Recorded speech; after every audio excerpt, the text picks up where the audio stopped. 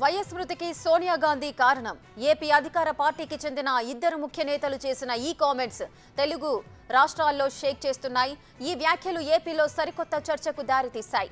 YS Sharmila ఏపీలోకి entry ఇస్తున్న ఈ టైంలో వైసీపీ నేతలు ఇలాంటి కామెంట్స్ చేయడం పలు అనుమానాలకు తావిస్తోంది. ఇన్నాళ్లు సైలెంట్ గా ఉన్న వైసీపీ నేతలు ఇప్పుడు సడన్ గా స్వరం వైఎస్ మృతి మీద మాట్లాడటం దేనికి సంకేతమనే ప్రశ్నలు ఉత్పన్నమవుతున్నాయి. అయితే వాస్తవానికి ఈ కామెంట్స్ ను కొద్ది రోజుల క్రితమే ప్రభుత్వ సలహాదారు సజ్జల రామకృష్ణారెడ్డి చేశారు. ఇంతకీ ఆయన ఏమన్నాడో ఇప్పుడు చూద్దాం.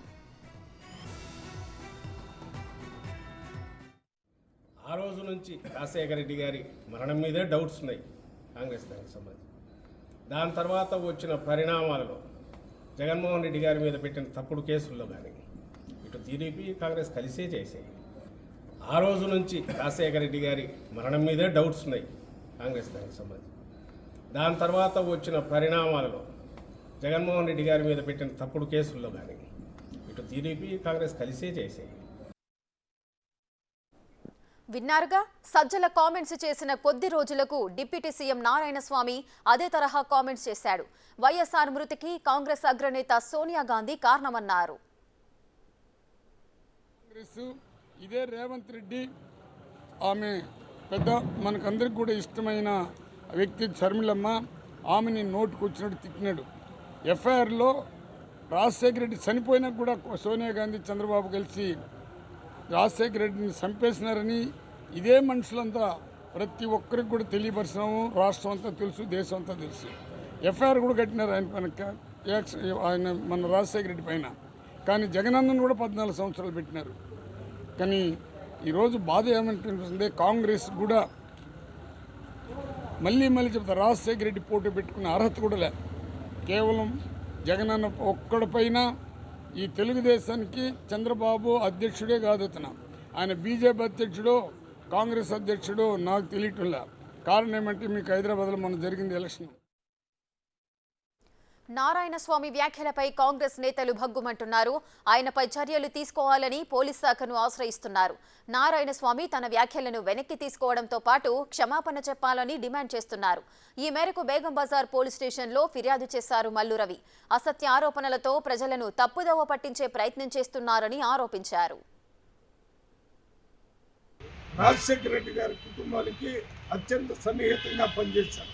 రాజశేఖర రెడ్డి గారే నన్ను వారు ముఖ్యమంత్రి కాగానే ఢిల్లీలో స్పెషల్ రిప్రజెంటేటివ్ ఆంధ్రప్రదేశ్కి ఢిల్లీలో క్యాబినెట్ ర్యాంకులో నియమించడం జరిగింది. అప్పుడు నేను 4 సంవత్సరాలు వారితో కలిసి చేయటం జరిగింది.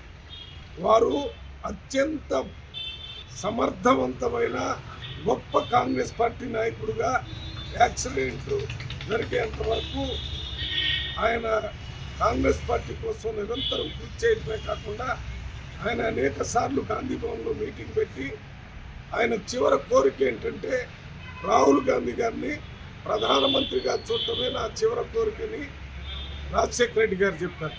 ఎవరి రాహుల్ గాంధీ గారు? రాహుల్ గాంధీ గారు సోనియా గాంధీ గారి కుమారుడు. మల్లు రవి పోలీస్ స్టేషన్లో కంప్లైంట్ చేయడంపై నారాయణస్వామి స్పందించారు. ప్రజల్లో ఉన్న సందేహాలను మాత్రమే తాను చెప్పానన్నారు.